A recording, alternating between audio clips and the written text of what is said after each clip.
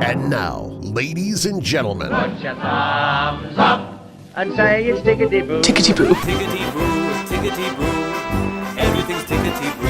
Tickety Boo, son. Tickety Boo. Tickety Boo. Welcome to another episode of Tickety Boo. Today we're talking about when healing begins to feel like hope. I think the thing is with healing, it's not about feeling better overnight. It's about giving yourself permission to feel broken at times, about honouring the full spectrum of grief, growth and change. So if you've ever felt stuck, like you're doing the work but can't see the progress, this episode is for you. Today we're going to dive into what real healing looks like, the small shifts that mean everything, and why hope is built into this process. So even when it doesn't feel like it, you are actually healing. I think one of the hardest things about healing is that we expect to feel progress all of the time. But as we know, real healing isn't linear. It's messy and it's slow and it's riddled with doubt. So I want to talk about moments when we don't think we're healing, but we actually are. I'm sure you've both got insights from people that you've worked with and people you know. So let's jump in. Where do we want to go with it? Well, I think something for everyone to understand is we're on a journey and we may feel we're getting knocked back. Like if the listeners are thinking something, they've had bad news, something challenging has happened, oh no, not this again. And they feel maybe sometimes you think things just keep piling on top of you, but you may notice that you actually kind of bounce back quicker than you did last time. You've learned a lot about yourself. You navigated it before. And so this is where the hope comes from, because hope is positive, it's optimism, it's growth. We know this hurt, this upset, whatever it is going to pass. And you can look back to when you've navigated something hard, personally or professionally, and know that you've gotten through this. And for anyone who's not experienced a setback or pain or grief, that can actually come sort of out of nowhere and they kind of get sort of sideswiped. It's all a learning process and we get to grow through this and be hopeful for the future. I don't think anybody ever really tells us what healing is, though, do they? We know we appreciate healing as in physical injuries, but when it actually comes to some kind of emotional, psychological healing, there's no path set out, is there, of this is what you should expect and this is how long it's going to take and this is when you know you've reached the stage of no return and everything's going to be positive again. It's difficult, isn't it? Well, it is, but healing, it's more about learning to understand yourself, acknowledge those emotions and all those different things that are happening in your head, taking the lessons from the hurt that's happened, and just generally sort of not dismissing it and just learning to deal with everything and not letting it affect you in the same way. So it's almost like in those moments you need to give yourself permission to feel broken. Mm-hmm. Yes, definitely. So you can then start to lean into healing. Broken's a big word, isn't it? But it's one that we can relate to. Yeah, and I think one of a little catchphrase is you've got to feel it to heal it. So we don't shove it down. And sometimes you may think it's easier if I just ignore it and I compartmentalize and this will be fine, I'll get on. But then we bottle it down in our body and we hold on to it, we ignore it, and we can start to feel really tense where yes, it may feel a little scary to feel these emotions and to allow them to come up. But if we think about it, the emotions have to go through us. So, if anyone's a gardener, imagine you're watering the garden, and suddenly the water stops coming out of the hose. There's a kink in it, and that's because you're not letting the feeling through. You're not letting the water through to flow and to help the flowers flourish, but also to help yourself heal. We talked about it in the last episode where we were saying if you don't deal with your emotions, they're going to end up dealing with you. Yeah. So do you think in some kind of ways that the healing and hope journey is really allowing yourself to sit in the true emotions of whatever you're experiencing at that point in time, whether it's anxiety or sadness or anger? You've got to go right through the centre of those emotions and acknowledge what you're experiencing in that moment, because I know, working with lots of people over the years, there's this natural tendency to run away from the discomfort. Mm-hmm. Yeah, of course. Well, we're sort of, our body's designed to keep us away from discomfort and danger. So actually leaning into it isn't. It's not a natural thing to do, but it's what we need to do. To take control back. Yeah. And to heal. Yeah. Yeah. Yeah, absolutely. And it's that, some people say, oh, I had a good cry and I felt so much better. Allowing those emotions to come up and come through. But people go, well, it's been 6 months, it's been a year, it's been 18 months. I shouldn't be doing these things anymore. But to me, the healing journey is all those little things that you do.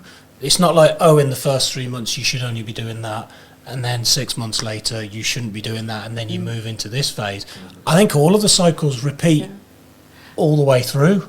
Yeah, and also, I think for our listener to, you may think you've navigated it, you're through it, I'm healed, and then something will catch you, unaware. Maybe it'll be a memory, or you may think, at this moment I would have reached out to my mum, or in this moment what I would have done is this, and you can't for whatever reason. Let's say you've lost somebody.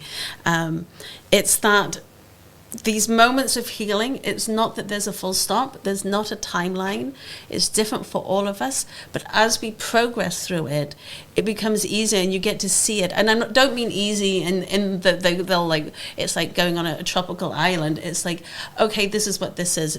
Starting to recognize that the cycles is okay, this is coming up for me.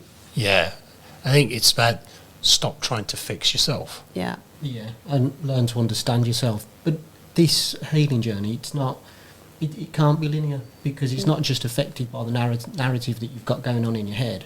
It's also affected by your external environment. It could be you bump into people that hurt you, and you get that initial hit of anxiety in your stomach, or that hurt comes back. It doesn't stay, but all those external things, and the other thing is, as you're sort of healing and you're uncovering the different layers of the depth of that hurt or pain, or as you're reliving those things that hurt you, you're starting to understand it better, and again finding more layers to it, which is helping you understand it. So it's good. It is all part of the healing process.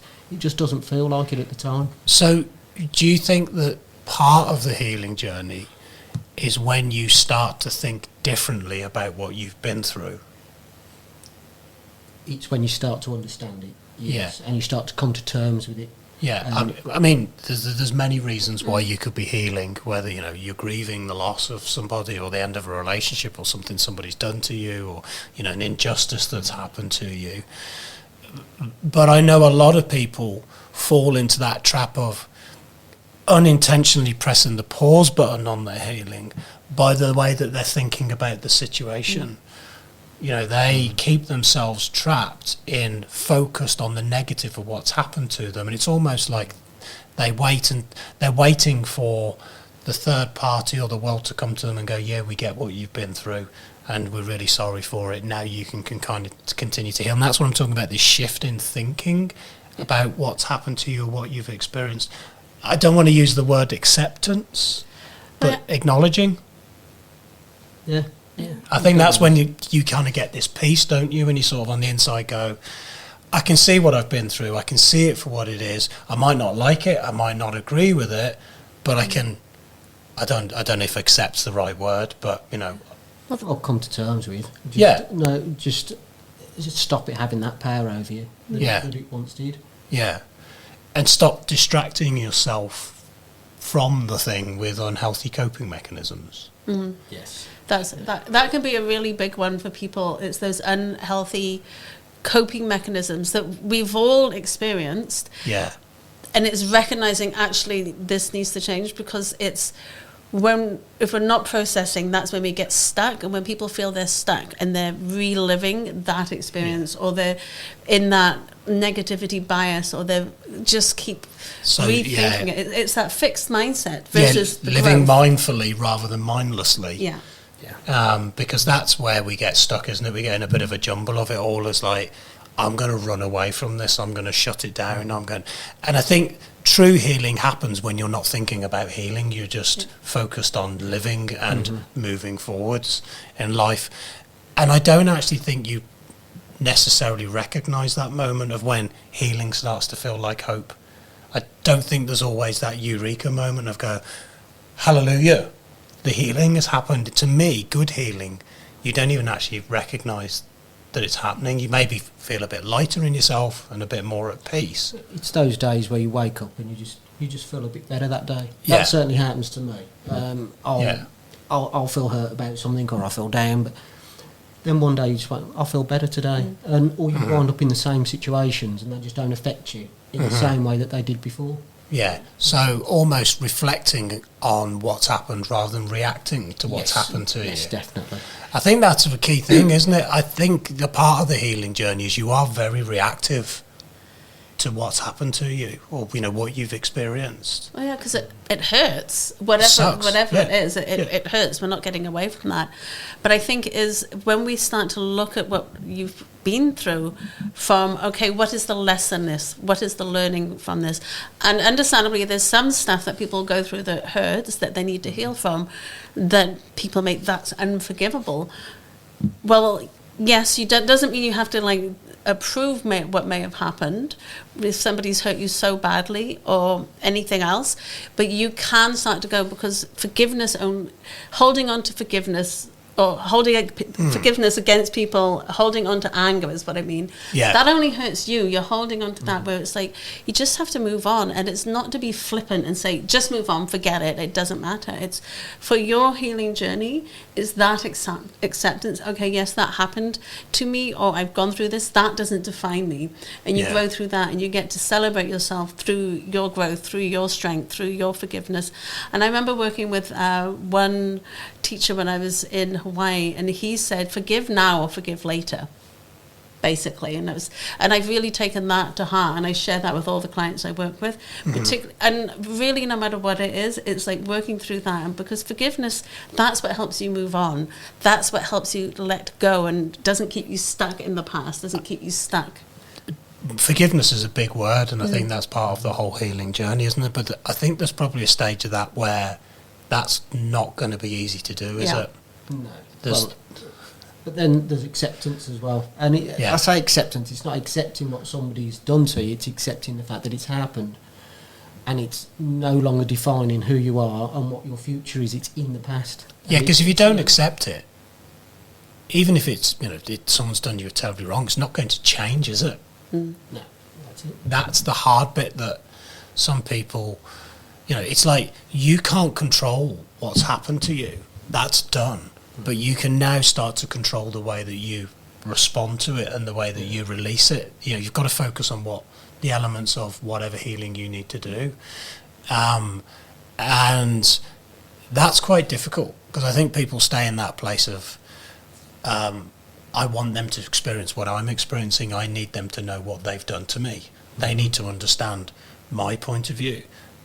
I'm talking about maybe not so much here grieving of losing somebody, although there is that kind of similar stuff in there. It's the same cycle. Yeah, but I think it's very easy to fall into that mindset of, I just need them to understand. People just need to see.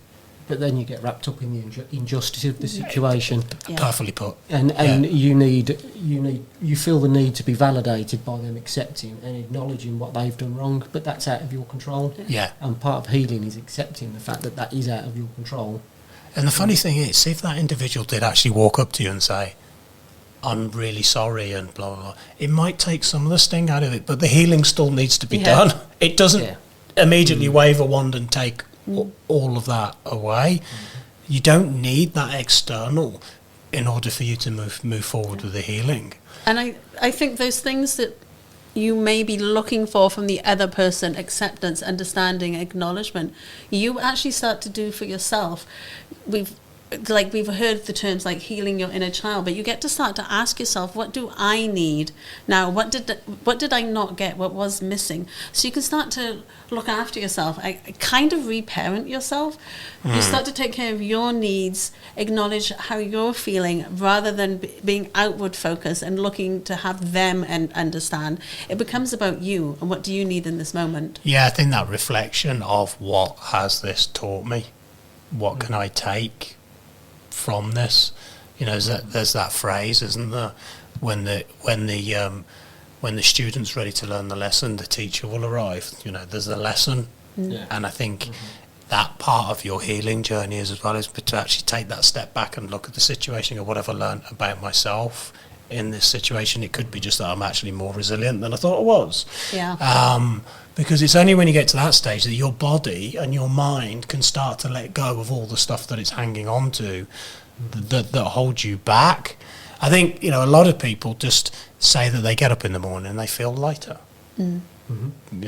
Or they suddenly start to realise it's been a few days since I thought about this thing. That doesn't mean you never think about it. It's almost like you didn't know, because I know from working with clients that they suddenly, maybe it's like, I feel happier, but they didn't know that they weren't as happy, but it's only sort of in comparison. It's like, oh, I'm happier, but they can't actually tell you exactly necessarily when it happened, but that's proof, and you can see, oh, this means I'm healing. Because that's when you start to force the healing. Yeah. You're trying to force yourself to feel happy, to feel free, to feel better. Yeah, there are things that you can't force. Yeah. But it will happen. One day you'll just start to feel a bit lighter. You'll laugh a bit more. You'll see that person or a text message or something on social media, you'll see them in the street and they're not. It doesn't affect you in the same way. Yeah. You'll just start to love again. And gradually it will come, but it's accepting the fact that, yes, it hurt, but do you know what? Maybe I'm actually better off without that person. Yeah. Maybe there are better alternatives. But Yeah. now I can see them. I think part of the healing, part of recognising that you're healing, is at some stage you're going to sit there and feel like you're never going to get better. This is never going to change. This is it. I'm going to be stuck in this pain. This is it. And that is a phase that I don't think anyone can skip. Yeah. And most people get there and go, oh God, now I'm really in trouble. But I actually go, that's a really key point of healing. And you've actually, quite a lot has happened for you to get to that place of nothing's now going to change. And I think it's really important for people listening to this going, that there is that point where you feel like you've hit an absolute brick wall.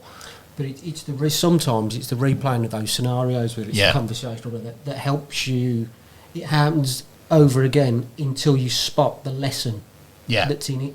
Yeah. And that's when you can start to understand the situation and move on. Yeah. So it is vital. It's not nice. Nobody wants to keep reliving negative thoughts. It's uncomfortable and it hurts. And it can come from talking and sharing whatever it is you're going through, what you're healing from, because other people, as much as we've just said, work on yourself and heal yourself, sometimes someone else's reflection can be, they can put it in a way you're like, oh my gosh, I hadn't thought of it like that. As you just said, maybe they're better off without them. Obviously there's timing, so people to be sensitive, because it depends if it's literally just happened.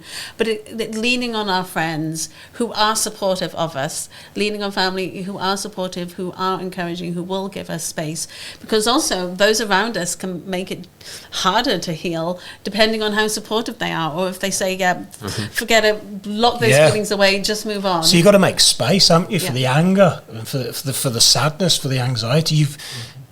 Rather than trying to box it off and push that out your life, you've actually got to create space for that to come in and sit for a bit.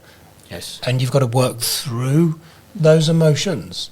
And I think people that tend to heal quicker are the ones that go, I need to go through this. And sometimes they need a bit of help to go through it. And the advantage for them is that the next time something happens that knocks them back, heartbreak, trauma, grief, whatever it is, they will actually get through it easier and quicker. So they're building that, like it's a muscle they're building. It's that resilience. It's rising through grit, and you get to navigate it more because you've already learned within your nervous system, within your body, oh, I got through it before, I can get through it again. Yeah. And you get to bounce back quicker. Well, science shows us that it takes 3 to 6 months for the healing to actually show in the brain. But that's not 3 to 6 months from when the thing happened. Yeah. So, it's 3 to 6 months at some point into your healing journey. So that 3 to 6 months could be 9 months, 12 months, 18 months. Everybody's different. But, it's what tools do you have to handle your stress? I think it's like when you get up in the morning and you're not carrying that big bucket of stuff around with you anymore. It feels like you've put it down for a bit and you can actually focus on the walk, focus on the coffee with a friend, go to the gym and be in the gym, go to work and it's not constantly occupying your mind every minute of the day. Okay, so a couple of questions for you guys. I think, we can kind of bring it back in-house now and maybe talk about some of our own personal experiences. But has there been a moment in your healing when you felt like nothing was changing, but actually now in hindsight you can look back and see that it was? Yeah. There's definitely been times in the past where I've been riddled with sort of guilt and self-loathing. I found myself replaying scenarios in my head over and over, analysing every word and action, and generally just trying to find personal fault in anything that happened. Were you in those moments? Were you looking inwardly or outwardly? I was looking inwardly, but not understanding the situation, really. I mean, I was sort of on a negative loop of self-talk. Because I think part of it is we either fall into like internal victim mentality and we beat ourselves up and become very negative about ourselves and our abilities, and I should be able to do this and I should just do that and just do this. Or we go outward and we project onto, if they just did that and if they just understood and if they just behaved themselves, so that's why I was kind of interested in, were you very much about the person, the thing, or were you in beating yourself up? There was certainly, at that point, there was an element of self-pity that was going on, and because I was trapped in that loop, it was difficult to see where it all stemmed from. And is it difficult to get out of that loop as well? Initially, yes. Yeah. But then, sort of, as I started to show myself a bit of self-compassion, stop the pity, bit of self-compassion, and then started to sort of understand what parts I'd played in it, and everything. Then it all started to... I think you've got an absolute right to have a bit of a pity party. I think it's okay to have a pity party. I think the problem is when it becomes a pity conference and it goes on for several weeks and months. I think we've all earned that right to curl up on the sofa and binge Netflix and have a bit of a cry and eat the ice cream and withdraw from the world temporarily. Crawl up in your hole to come back out again. I think that's when that becomes the norm. What about yourself, Iona? If you had those moments when you can look back and go, I was stuck, but you weren't, you were healing. Yeah, I was just thinking of two very different scenarios and situations. Obviously, the listeners are aware that I've had a lot of death around me, and so I wanted to come and talk about griefs is one aspect, but first I want to talk into friendships. When you've been really hurt, so how we learn not to take that personally and we push people away, because girls can be quite brutal. I chose when I was younger not to have very many female friends because I found them harder to deal with. They could be slightly more confrontational, more demanding, and I just found it easier. Like, well, I just don't get along with girls, that's fine.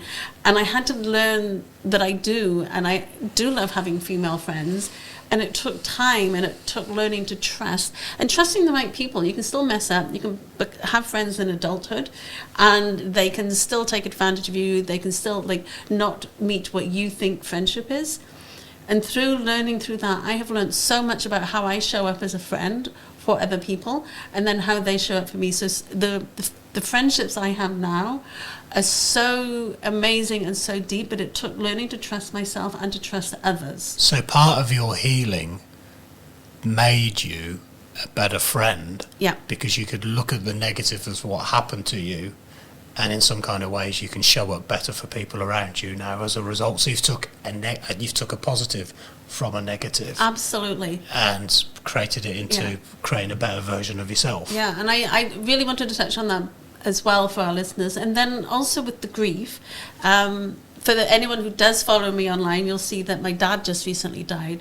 So adding on to my slew of loss, and I'm getting through this. Yes, it knocked me. So I'm seeing that how I navigate death and loss, there's a richness in it. I get to celebrate the life, and I get to now go, oh my gosh, like, life is amazing. What am I going to do with it? I'm not stuck.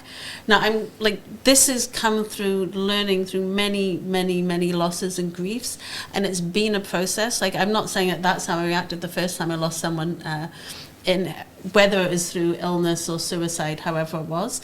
But it's become a process. Like, I'm still okay. How can I do good? So taking that and learning from it to empower myself and to encourage other people. It's So like this will pass. are we kind of saying like this journey of healing that you go on is a bit like jumping in a river on a nice warm summer's day?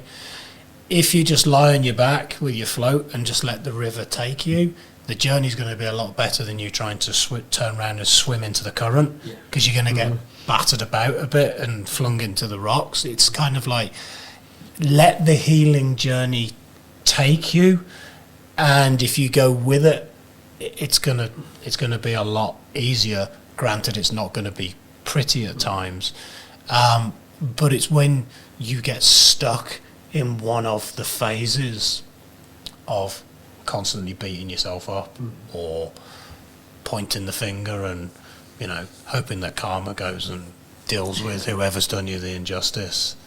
That's like, to me, that's where you press a pause button on your healing. You've got to make the healing about you, not what you've lost, who you lost, what they did, what they didn't do, because then you're taking all your power away from you, aren't you? Yeah. You're keeping yourself stuck in that moment. Okay, so why do you think it is then that we struggle to see or feel progress? That goes back to what we were saying about expecting it all to be linear, expecting every day you're going to wake up and you're going to feel better than you did yesterday. But that's just not how it works. Sometimes you wake up and you feel better than you did today. Are we supposed to feel progress? I don't know if we're supposed to feel. I mean, what I'm saying is, yes, you should start to feel better as it goes, but are you supposed to notice the progress? I kind of liken it to your hair growing. You don't stand in front of the mirror every day and go, how much has my hair grown in the last week? You just know that your hair's growing. And when you take your attention away from the process, it seems to run much quicker and better. But if you're constantly staring at it and analysing, it's like watching a clock, isn't it? Yeah. If you sit and stare at a clock, it goes very slowly. But if you get your mind into other things, you go, oh, time has passed. And kind of that's what I'm saying. I think there's times, this is my opinion, that stepping outside the healing process and get back into the process of living and doing and experiencing allows that process to run. Definitely. Yeah. It'll feel like it's gone quicker. Yeah.